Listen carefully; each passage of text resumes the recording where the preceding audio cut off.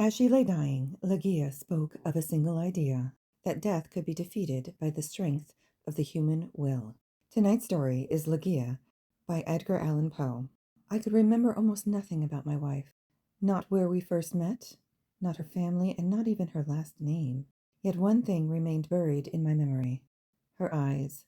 Great black eyes filled with intelligence, mystery, and an almost supernatural force of will.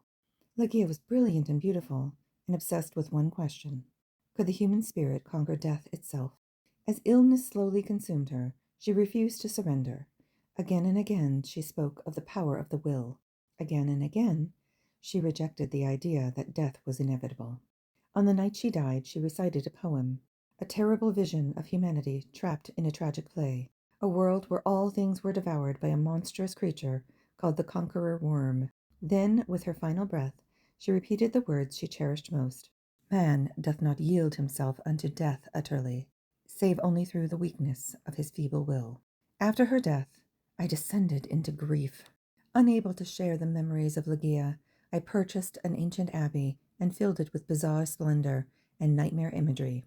There I married another woman, Lady Rowena, fair-haired and blue-eyed, everything that Ligeia had not been. But happiness never came. Rowena grew ill. She claimed strange sounds moved through the chamber at night. Shadows drifted among the tapestries. Invisible footsteps crossed the room. Then one evening, as she drank wine beside her bed, I saw something impossible. Drops of ruby-red liquid fell from the air into her goblet. Moments later, her illness worsened. Within days, she was dead.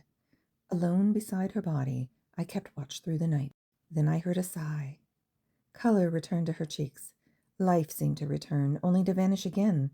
The cycle repeated, again and again, each revival stronger than the last, each death more terrible. Until finally, near dawn, the corpse rose from the bed. It was tall and wrapped in a burial cloth. Its eyes were still closed. Slowly the figure crossed the room.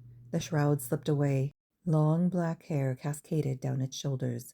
Then the eyes opened. They were black, wild, and unmistakable. I stared in horror and wonder, for standing before me was no longer Rowena. It was Ligeia, returned from the grave, victorious at last over the Conqueror Worm. Some people fear death, others refuse to accept it. Do you think Ligeia truly returned, or was the writer losing his grip on reality? Let me know in the comments. Tomorrow we continue exploring the strange, haunting, and unforgettable tales hidden within classic literature.